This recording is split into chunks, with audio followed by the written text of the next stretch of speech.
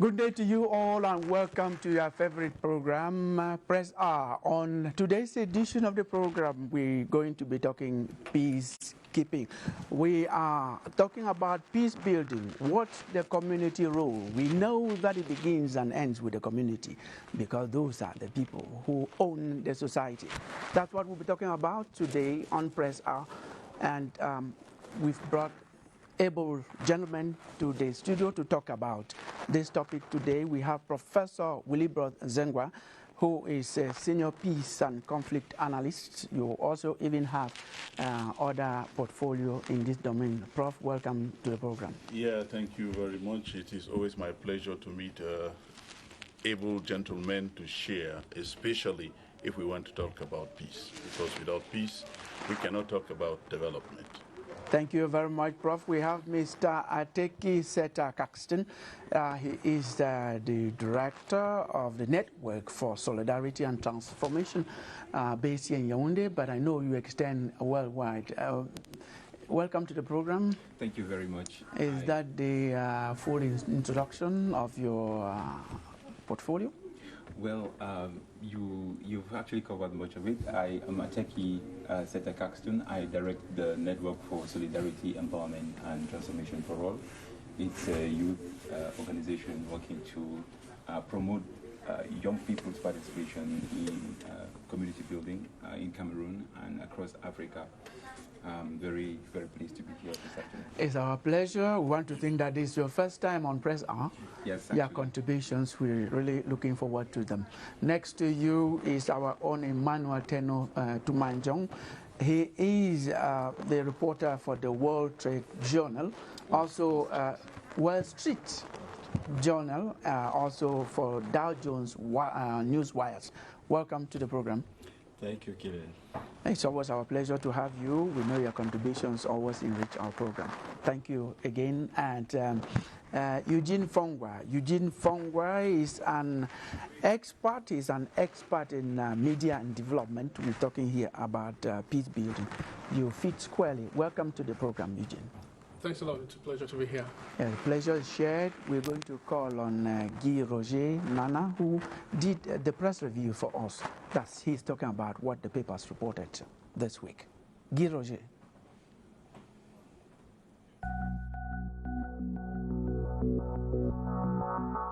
Cameroon faces the challenge of accepting homosexual diplomats caught between the devil and the deep blue sea. The Herald newspaper highlighting its Monday editorial comment. In the same paper, we equally learned that government envisages to impose travel restrictions on unvaccinated citizens. The Median ponders on who is responsible for the killings in Bafanji and Ekuru in the northwest region, given that the army denies responsibility and decries intoxication and media lynching of defense forces by pro-separatist propagandists and international NGOs. The Horizon newspaper. UN urges Cameroon to reach out to separatists. We are also told by the paper that Cameroon is amongst the 15 least indebted African countries. The Advocate on Monday cried out, "It is midnight," as late Dr. Nyansako Ninku, former PCC moderator, is decorated posthumously and laid to rest. After the COVID gate scandal, bulgari in government offices multiply. The Eden tells us that unknown individuals have in less than 1 week broken into the Ministry of Supreme State Audit, the General Directorate of Taxation in Yaoundé, and the offices of the Groupement Interpatronal du Cameroun, GICAM, in Douala. Meanwhile, we are also told that Nijon Frundi recently openly backed Honorable Joshua Ossi during the recent Party National Executive Committee meeting in Yaoundé.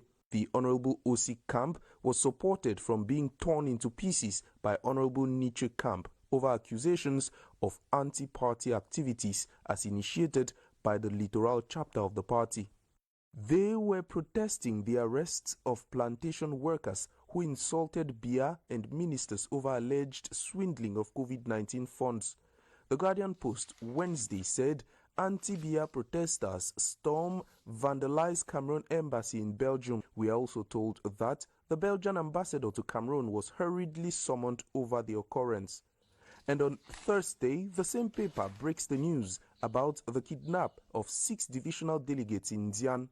The abductors demand a huge ransom. The Sun newspaper, Sonara firings leave Anglophones boiling, as the company now has 1 Anglophone out of 9 directors.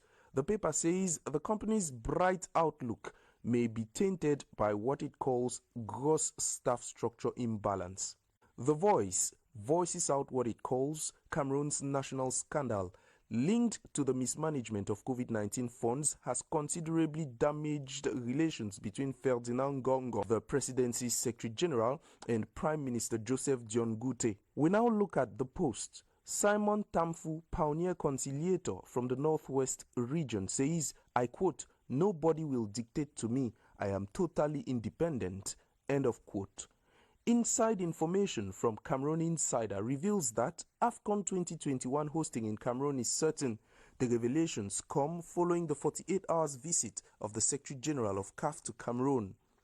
This week's Cameroon Tribune publications highlighted the partnership between Cameroon and Australia in the development of green industries in the country. During the recent governors' conference, governors were called upon to collaborate closely with locally elected officials.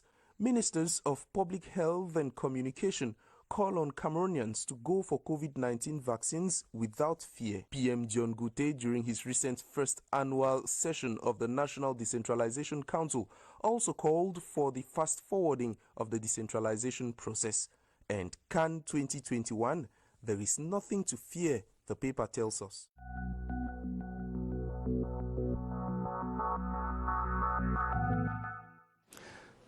Thank you very much, Guy Roger Nana, for the press review. Our topic again, peace building. What is the role of the local community? That's what we're going to talk about. I've introduced the panelists already. Peace cannot be kept by force. It can only be achieved by understanding. Albert Einstein, whom we know as one of those who command knowledge around the world long after he lived. We're going to see how this happens. The far north region, we've known about the armed conflict. The northwest and southwest, we have a crisis that started as a crisis, corporate crisis, went, and now it's conflict. We want to see how the local community can be of help for us to get out of such armed conflict that is keeping nobody in peace. That's what we're talking about, Prof. Tell us, when we talk about peace building, what is it? What are the elements of peace building? Well, thank you very much for the question. I have often said that peace has no concrete meaning. Peace is a wish. That is why the Christians on greeting they say, "May peace be upon you." That is why the Muslims say, "Assalamu alaikum."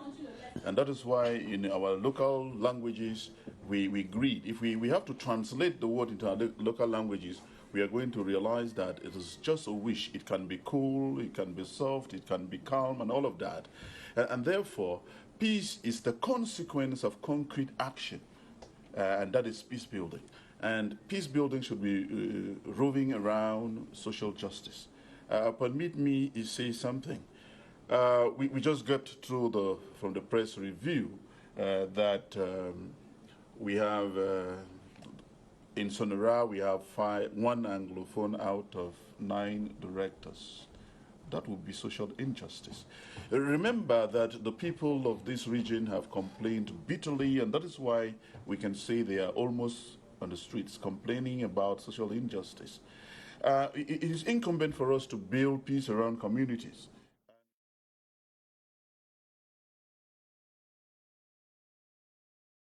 Every group of persons can be considered as a community. Community would mean people who have a common background, and that would mean maybe, I can say, the military community, the Hausa community, the business community, the political community, the elite of every given region will be considered communities. And that is why it is incumbent for these communities to actively engage in building peace. You just noted the issue of the north and the northwest regions. Let me say the north, the far north, the northwest, and the southwest. Yes, I'm just coming in from the extreme north region where we are foot soldiering for peace in the Zamai, in Mokolo area, where we realize that with the area which is prone by the Boko Haram activity, there has been some social injustice. Okay, maybe we are going to get to that. We wanted to understand the concepts of peace building, which you have given to us, and then the communities you've given. I thought I was going to ask. You have answered the question. Now we are going to get into the role of the communities. I think that's where you will come in there. You've spoken. Can we start with you? What role does the local community, first of all, have in peace building? Thank you. So I would like to begin with this caveat. I know it's focusing on the role of the community is not saying that other actors have failed. Maybe the state or other actors who are involved in conflict resolution and peace building as well. It is just that when you look at the role of the community, they have an added value to bring in the different efforts. So when you talk about the role of the community, I'm looking at those that organized realm from within the community that carries out voluntary actions. I mean, this can really refer to civil society within the community, because you would find civil society as that arena of voluntary collective action towards a particular goal, shared purposes, shared concerns, and so on. So, I'll be more concerned about the civic space, civil society organizations, and their actions within different communities, and how their impact towards peace building in the Northwest and Southwest. So, take one example of one of the components of the civil society and give us their role in peace building.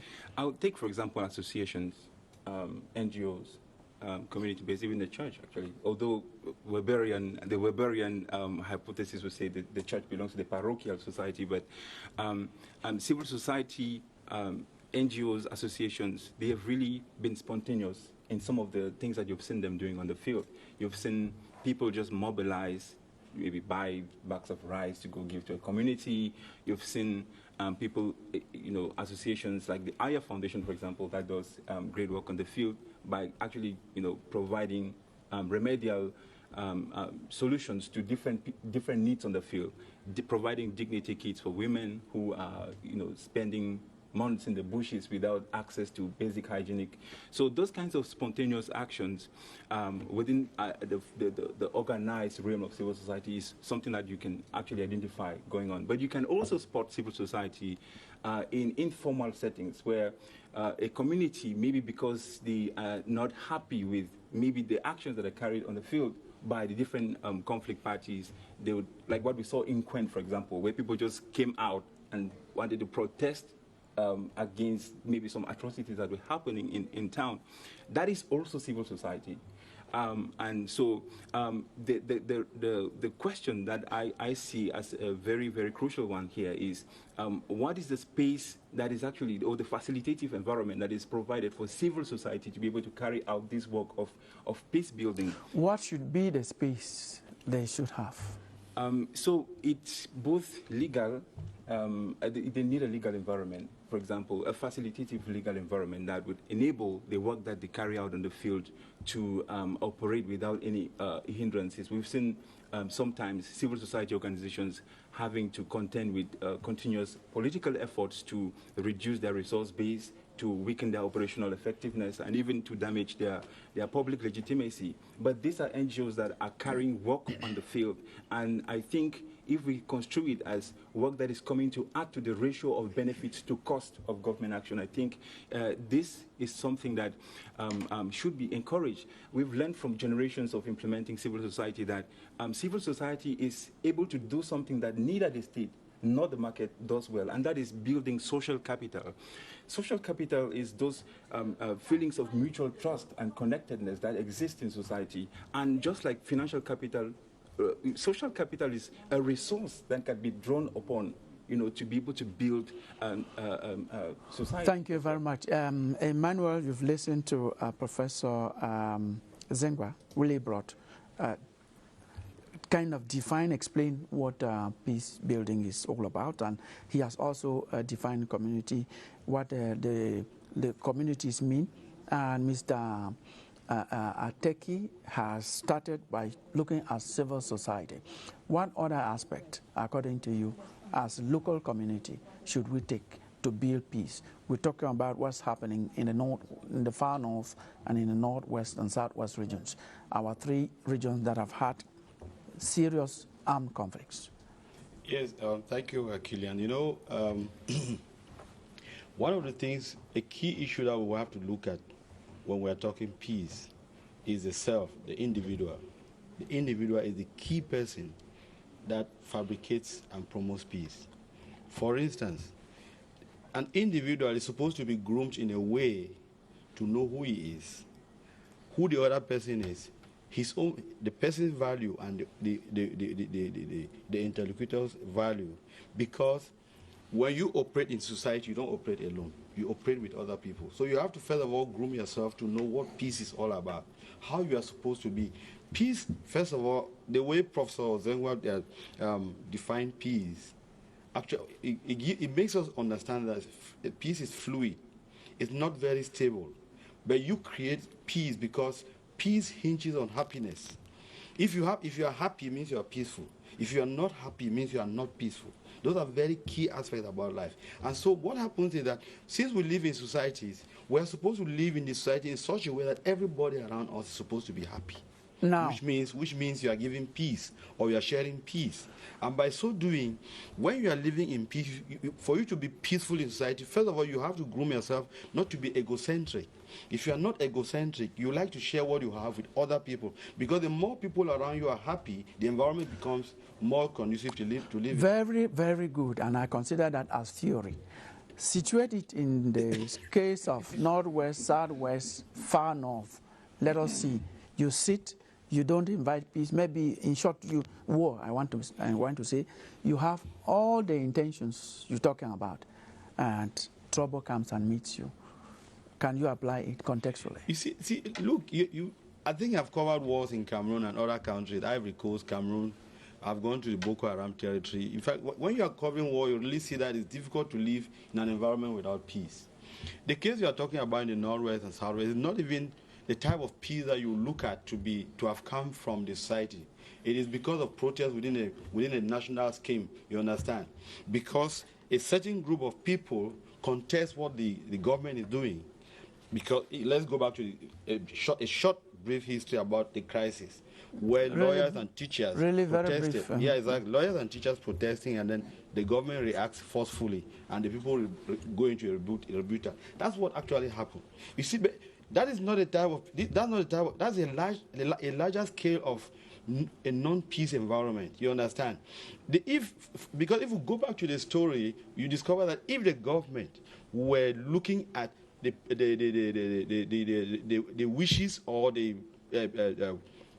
say the grievances of the people of these areas where you have wars, keep away Boko Haram because it's an international type of crisis. But here is a local crisis. It's typically Cameroonian. If the government were looking at all those, you would not have had the war, for instance. So the peace might have been rather a little bit tender. Less tense. You understand? Because the government did not listen to that. It becomes a problem for the people to accept what is exactly happening. That's the problem. We want a solution. Yes. What should be done now? How should peace be built in these societies? It is very simple. Look, if the government were, I've covered the assembly for over 20 years when I used to work for AP. The point is, if the government were looking at when you see the way when the government revised the Constitution of 1964, I hope I'm not mistaken because I think 1964. So, yeah, when they revised that Constitution in 1996. That is where I began seeing crisis because I interviewed a number of parliamentarians Like even the vice president of the National Assembly, who is an English speaking, that's is still a alive. problem. How do we solve that problem? I'm going to tell you, he forecasted that there will be crisis because the government, when the bill is brought to the assembly, is to make everybody debate and then get the cons and the pros. But when the government does not listen to any other position, you understand? Because during that bill, everything that was brought in during the parliament, I mean, for discussion, was brushed aside, and the CPDM took all the bill, adopted. It posed a problem because let me tell you one thing. In that bill, that is where you know that the name of Cameroon was changed by presidential decree. It is that bill that actually went and solidified the name of Cameroon. Because there were people who said that, like the UPC at the time said that the name of Cameroon should be Cameroon like this, like the German Cameroon. The Anglophones were arguing that they wanted Cameroon to be United Republic of Cameroon, which means you have the two sections of the linguistic sections of the country coming together. Emma? Yes. Those are the problems we have cited time and again here and in other platforms. What is the solution? The solution is pure and sincere dialogue. As simple as that. Yes, Eugene, finally, he brought out the solution. Well, he reminded us also about the problems. We let him do that. You've listened to the three other panelists. We're talking about the role of the local community in peace building. What do you suspect? What do you suggest? Thanks very much. And I think it's been quite an interesting conversation so far. I'm a little uncomfortable with your phrasing because you're assuming that a community has to be local, which is really not true. Because we have talked about the role of the international community already on this forum. We want to limit it to the local. The point. Yeah. If you stop me, you won't get what I'm trying to develop. And that's probably why he quickly moved into the civil society as his definition of what the community should be. And if you look at that community, if you try to take whatever community and assume that what you refer to as the community are not direct parties in the conflict, you can see that they have a certain number of stakes. One is that they may be victims. The second is that they may actually be mediators in the sense that their humanitarian plight could be one of the things that lead the warring parties into a discussion, even if the issues of conflict have not been resolved, if the level of suffering gets to a certain level.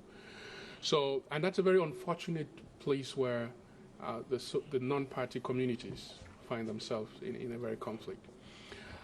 And they face a very challenge. And if you ask them to try to start resolving and building peace, they're already in a very difficult place where all they want is a cessation of conflict.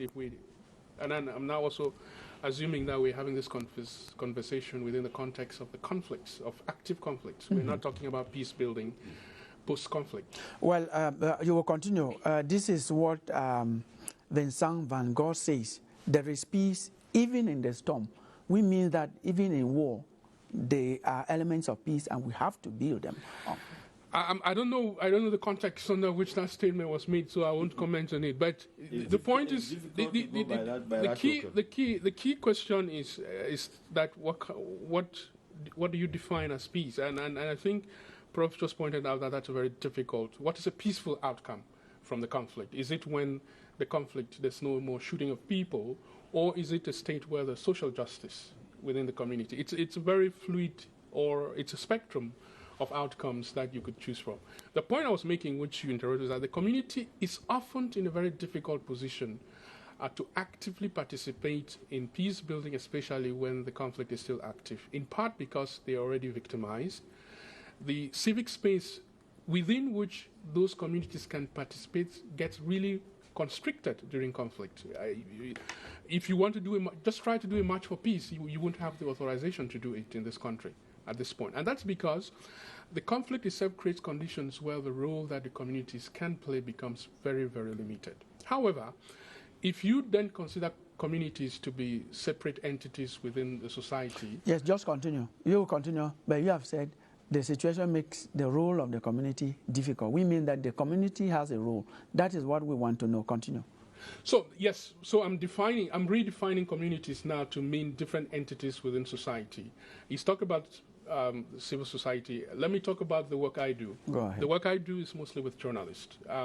For the last 1.5 years or so, we've been providing conflict-sensitive reporting training to journalists. And the premise for this training is that media or journalists generally have certain influences over the outcome of conflicts. And that if they are aware of those influences they may have on the outcome of a conflict, which could be to make the conflict worse or to lead the conflict towards a peaceful outcome, whatever peaceful outcome is, they do their work differently.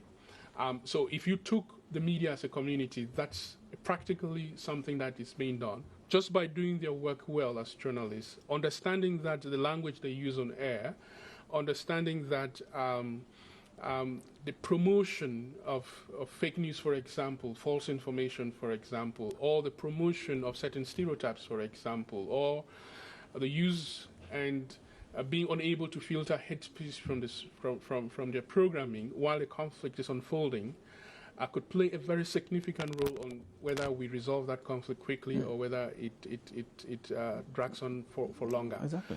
And if you take every community, you could find that there could be certain roles that they could play based on what they bring to the table. If you take the political community, for example, the community of politicians, their language, it becomes very, very important in terms of their leaders, their authorities, their voice produces impacts on people. They're people who respond to what they say. Recognizing that can be a very important step in participating in resolving conflict situations and eventually getting into a place where we can start talking about peace building. Exactly. Thank you very much. You see, you have given an elaborate role the community can play. We limited this topic to the role of the community because on this set, we have treated the role of the traditional leaders, we have treated the role of the elite, we have treated the role of the international community, we have treated the role of others. So today, that's why we're talking about, it doesn't prohibit you from linking the local community to the international community because sometimes they are interwoven. Prof, you are just back from field study in this domain of peace building. Give us an example and tell us how what you've seen on the field and how the local community or the communities, if you like, can contribute to peace building. Well, I think I very much appreciate all what everybody has said. We should expand the community from the family. I actually agree with Eugene's definition of the community. What I want to insist is on the topic, peace building, what's community role? What should the community do? Yeah. What is the community? That is the first place. And in that community, we should understand that the community means every group, every entity that has a common impetus. Agreed. And then each community has a role to play. And that is why we have said that we should be able to involve in a broad-based participatory community peace-building effort. In that light, we have extended, call us foot soldiers for peace. We tried to do presentations in the Northwest region, in the Southwest region, in the extreme North region, as consultant for the Global Center of Cooperative Security under the African Network Against Illiteracy, Conflicts and Human Rights Abuses, for which I am Executive Director. Concretely in the field, especially just last week we were in Mokolo, and we realized that the civil society organizations, the government, international NGOs have been trying to engage in peace building in that region. And of course, they have much more been able to be focused on the internally displaced persons, on the ex-combatants, ex-hostages, the refugees. All the development efforts have been geared towards these people with little attention to the local communities or to the host communities. And therefore, we thought that it was incumbent to put the host communities at the center of all the efforts at peace building, because we realized that the young people in the extreme north region, especially in the Mokolo area, the Zamai, Gadawa, Gadala, Sabongari areas, the young people. I've met those people, and what you're talking about, I recognize some of them. The young people there feel very frustrated because of poverty, and they realize that the government, all the NGOs which are coming in, take care, instead of those who have been involved in the crisis directly or indirectly, it makes them frustrated. And now it causes the young people to be tempted to be recruited into Boko Haramism, because they feel that after that they might drop their guns and integrated into some higher social class. Now, we thought that it is incumbent to bring the different communities together, to train them, make them think about humanism as the embodiment of community, such that the refugees who are mostly from Nigeria and who are actually accused of causing a lot of havoc in the area should not be treated as outsiders, such that the NGOs, the civil society organizations, should bring the traditional authorities, the administrative authorities, religious authorities, women leaders, youth leaders, bring them in a whole and engage them in a constructive community-based peace-building effort. Thank you. I want you to clarify this point. If the local community is protesting because the refugees and some others, ex-combatants and all the others you have named, are protesting because they are moving from their area, confined area, and coming into their farms, not actually that they are protesting because aid is coming to them. I want you to clarify that. Well, the both of them. Okay. Aid is coming almost exclusively. When we are doing water, we're providing water, schools, health facilities, it is almost always within maybe the refugee camps. We want to take care of the ex-hostages, the internally displaced persons who have come in to be within the host communities, and little attention is paid to those communities.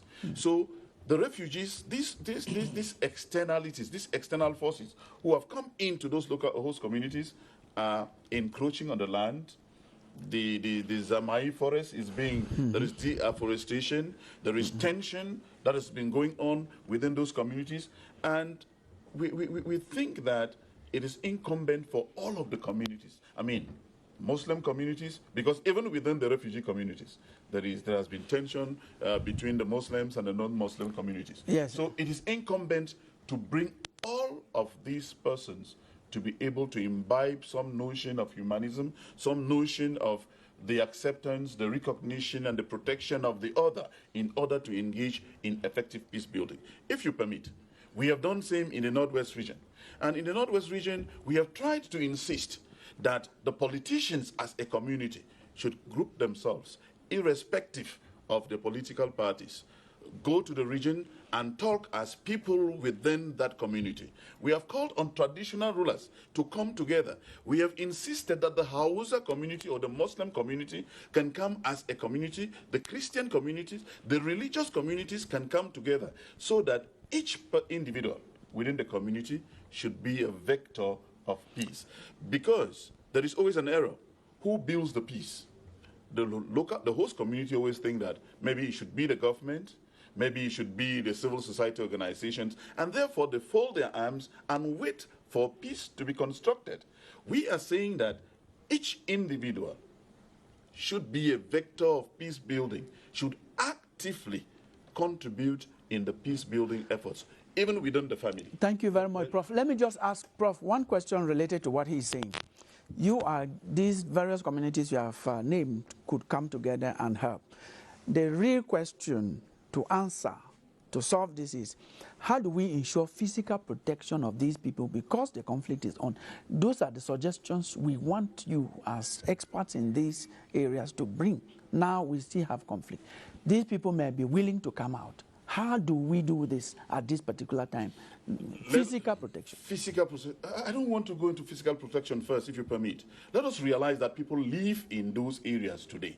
There are people living in the Northwest and Southwest regions. Let us not, they are communities. Okay. We can go within the people who are, we have youths, we have women leaders who are within those communities who are apolitical.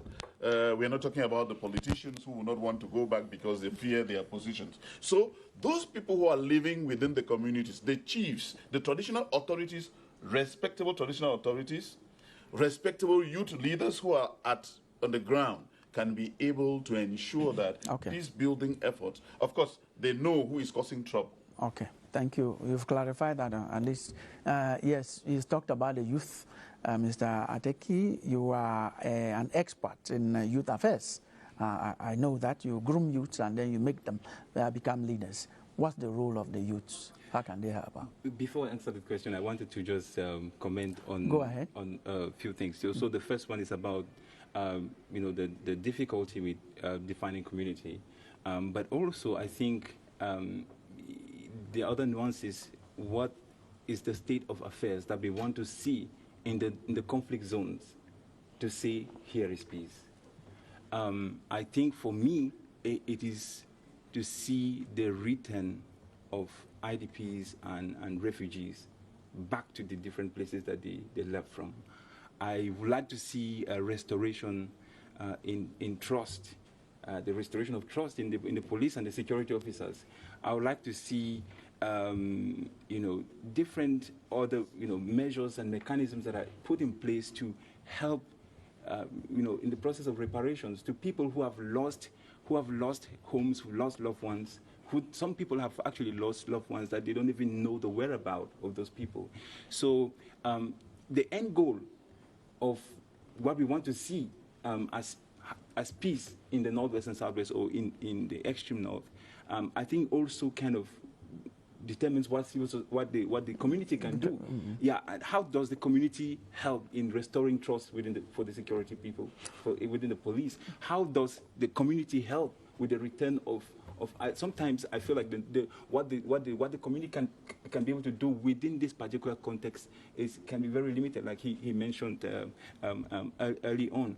But then it's also very important to look at other key processes that have to be going on, by other actors within because peace building processes is not just a single person, carrying out some action. Have so many stakeholders. You have so many stakeholders, and they should work in tandem. Their actions should actually complement what other people are doing on the field. So if you talk about communities should not be seen as close totalities. Communities do interact. Yeah. In Cameroon today, you find some people remove others from the realms of their empathy just because they don't share the same language or the same ethnicity or the same tribe. Those are different communities that are supposed to help in the process of building peace in the country. But if they're operating on the basis of let's say tribalistic and ethnic divisions, and prioritizing those divisions over the more lofty goal of transversal cross-cutting things that would unite us as Cameroonians, I think it's also very crucial. Yes, okay. You react to that, Emmanuel, then we'll come to you. More concrete action with respect to one of the things that he said. And one of the areas that we've seen and which we plan to engage is to promote inter-community dialogue. Okay. Because people don't really know people as much as they think they know them. We hold certain prejudices and misconceptions about people that prevent our ability to work together.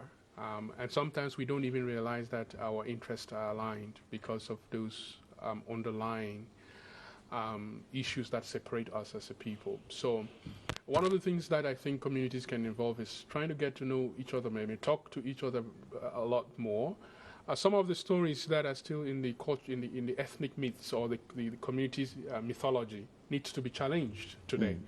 We need to get to a point where we are able to question some of the things that have been passed down to us with respect to different communities we engage with. Absolutely. Emma, you were so eager to react before I ask you a question. When Prof was talking about his mission into the far north, it pulled my attention on the way they were handling the crisis, like him pointing out that the local society, or the local community was virtually like thrown away from the aid. In fact, my attention, it pulled my attention to something like the economic existence of these people. If you see in a situation like that, if you see the local community complaining that they are thrown away from the aid, because normally in real life, the human being is not supposed to be living on depending on other people. The human being is supposed to produce his own wealth and so on, so as to live more comfortably. I think that's another way of making the peace to actually exist in reality. In that example, that example actually is Prof. I have been there. That's linked to environment. That is. I've been there as well. Okay. But the point is, we didn't go into looking at. We were actually going for the war itself. We covered the refugees just briefly. But what Prof is giving here is more of insight of what was happening. Okay. Because the point is that if the communities where these refugees have been dwelling, because the refugees are not supposed to go out of their cycles. If around there you still have a lot of land where the communities could be farming and so on. You understand? We understand that Cameroon is a poverty-stricken country. But it's because the issue of business, for instance, is not a priority of the government, because we do more of talking than actually functioning like a business community. For instance, the government could sponsor people there to grow a lot of crops where these people can, first of all, it will suffice them to eat, and then secondly, they can still sell, and create wealth for themselves. But all this land, like Prof is saying there, where the refugees go to farm, I'm sure the land is even empty. There are moments. There are moments in that place whether you even do irrigation or you will have problems having food. I think, to be very frank, that's why I was talking about environment. Sometimes it doesn't depend on whether somebody is lazy or not. It's actually an environmental problem. No, I think the reason why that becomes very important is that the host communities already live under precarious conditions before the IDPs and the refugee arrive. And the IDP come and exhibit existing vulnerabilities within that community. Exactly. And so there's a sense of injustice that is created when assistance does not recognize their own precarious conditions, which have not been caused by the conflict in question. You're very right. But which has been indirectly affected by the conflict. You're very right, but we must not lose sight of the fact that as aid is coming to those who are in the camps, there is also aid in different areas by different organizations coming to the local communities in terms of NGOs, non-governmental organization is well developed in that area. For what I know. May I just quickly comment on the idea of aid and non-governmental organizations? Yes. Sometimes in settings of conflict transformation or peace restoration, there is often the rush of money, the flow of money, and sometimes many actors in the field will see this as an opportunity, rather than as an occasion to be able to develop more responsibility towards making greater use, the best use of those resources towards fostering peace. Thank you very much. The producer, director is telling me that there is somebody on the line, that is Mola Ejani Leonard Kulu, political scientist, University for Peace, Addis Ababa in Ethiopia. I am told that he is on the line. Let me know from you, Mola Ejani Leonard Kulu, what can be done to set the local communities, especially in the northwest and southwest region, play their role for us to come out of the difficult situation in which we are?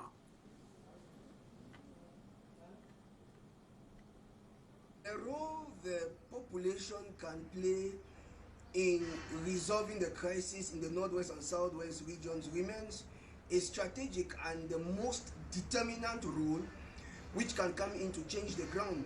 And this often happens because there is a sense of collaboration and synergy between the forces on one hand and the people, as well as the people and the government.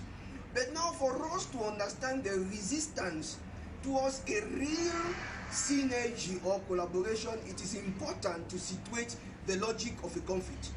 When we take a conflict is first of all a perception, a conflict is a feeling, and a conflict is an action. And in the heart of a conflict we have needs. When you take needs does not often lead to a conflict. Needs are equally surrounded with some first factors or with some igniting elements, among which we can take communication, emotion, values, history, and structure. These are the main elements that do ignite a conflict and transform it to a violent act we live. If we should hold this, I think to bring the population to collaborate with the forces, we need to put a great role on the place of communication. The separatist fighters communicate enormously as to the government. If you should take the number of people who make videos and through different forms of social media, this plays psychologically on the people, denying them the understanding of the stakes and even the conflict on the ground. Consequently, they have an attitude not to give in to maybe the efforts put on the ground. So you cannot bring the population to act if there is no sense of communication which is constructive to counteract false information, to sell what the government does, and above all, to bring the people to understand the stakes in collaborating with the forces and the importance this can lead to the transformation of their lives. So the population cannot collaborate if the population does not understand. Today our history is questioned because of information which is being spread without no real counter reaction. Today people are made to understand things they don't need to understand, and all of these plays to transform or to negatively affect the actions that are being put in place by the state. We can impose peace through military means. They will be tentative. It is constructive because of people's perception, because of values, and because of understanding people have vis-a-vis the crisis on the ground. Except there is a sound communication, then we cannot bring the people to act constructively in constructing the state. Thank you very much, Molai Jani Leonard. He's reacting using his phone right from the University for Peace in Addis Ababa, that's in Ethiopia. He's a political scientist. Thank you once again. You listen to him, you watch him there, and Eugene, you certainly have a reaction. He's talking about communication is absent. No, I was just hoping that we would finish this program without anybody suggesting that the population should collaborate with the parties in conflict, because that puts people who are already vulnerable in harm's way, and we have seen the consequence of that. One of the main changing points in this conflict has been either parties, whether it's in the extreme north or in the Anglophone region, where state forces are either using populations to collaborate with in one way or the other, or the separatists use population. These are people who are already in very difficult situation. You don't want to put them in further harm's way. There's one principle that guides, I think should guide every action in this age, which is that of doing no harm. If the cost of arriving at peace is disseminating populations by exposing them to conflict, then the strategy we're using needs to be questioned and challenged seriously. Yes, Prof. Oh, well, I think the warring parties, both sides of the divide, especially in the northwest and southwest regions, should be very sensitive to the plight of the poor local communities who are already very, very much endangered. I think there is the notion of negative name calling. I think if we have this issue of negative name calling reduced, because when you call the people terrorists, especially in the northwest region and southwest regions, and in short, the both sides use the word terrorist against each other. Okay. I think if these words were reduced, it will be incumbent. I think that we should be able. There are terrorist acts. There are terrorist acts. Of course, there is state terrorism and there is terrorist acts. Let me note that Emmanuel, he talked about communication. We should equally engage in peace and humanitarian communication. Okay, Emmanuel, he talked so much about communication. Where we fight against hate speeches and hate action. You see, Masiri Killian doesn't want me to lie. Yeah. Don't crash. You see, Killian, look, Ejani talked about communication, like Prof was also talking about that. Communication generally is a very key issue. Let's not minimize words. Words are very important in everything that we do, whether you are learning or you are talking. Only your words determine the way your heart is. That's what many people don't know. Your intentions are defined by your words. Communication, for instance, has become more and more complicated these days because of the notion of fake news. why is there fake news? Because everybody has become a journalist in one way or the other. Now, news does not come only from the professional journalists. It comes from everybody, because look at what happened in the U.S. Like George Floyd was killed, but the person who revealed the story was a young girl of 17 years or so, and that became a world story. It just to show you how, but now the point is, what type of news do you take, and how do you manage a case where conflict is being managed by, the conflict is being managed by, you know, antagonistic words coming from opposite directions of the conflict. It is very key, because the people are fighting the war verbally and at the same time physically or militarily. You know, it becomes more complicated. Yeah, briefly, yes, I will permit Prof. Let Mr. Ateki say something in terms of this communication, because this is what he is saying, that public officials should come into the communication platform and make sure that people are sensitized, because when information comes from other means before you come in, if you come in late, people would have consumed what probably is against you. I think briefly. We'll have to take it with some other reactions coming. Okay, so yeah, I think there's a nuance, there's a challenge here, because first, communication is, you would ask to what end? Because sometimes this really affects how we get to the truth when it comes to resolving conflicts. Because communication, yeah, it would happen. People communicate because they want to pass a certain message and to favor a particular narrative, to show that their side is on the right. In a conflict, no side is wrong. So now, how are we able to winnow through all of this communication to get to the truth, which is really essential? How do we have multiple versions of, not just even the communication that's done online, but or on media, but also in terms of the history that we learn in our schools? What versions of history focus on the truth about who we are as Cameroonians? Thank you very much. We're going to take Elvis Teke with reactions from our viewers who have been following us from the beginning of this program. Elvis, welcome to the program. What are the reactions that you have registered for us? There are quite a number. We'll take a few for the sake of time. We begin with Prudence Mbamwe, who says communities must be enabled to challenge the status quo, that is structural violence, which has increased community vulnerability to violence from internal and external causes. And community peace building is a social and structural process, and it's a participatory and bottom approach, and people are the best resources for peace building and sustainable peace. Ibrahim Usman says everyone or everybody can be a peace builder as far as peace building is concerned. Parents need to educate their children at home, giving clear differences between good and bad behavior, and by doing so, children will grow up with good moral basis and will in turn foster peace. And we'll take the last one.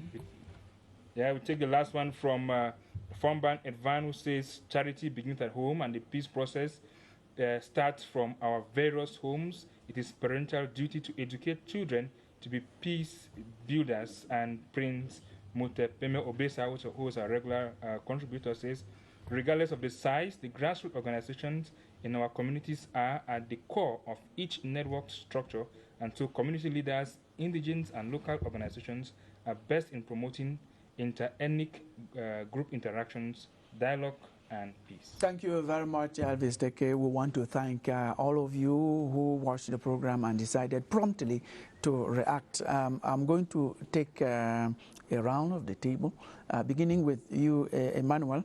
He just talked about peace, bottom to top approach, participation, the people should be involved. Yeah, I think that is one of the most ideal ways of getting peace.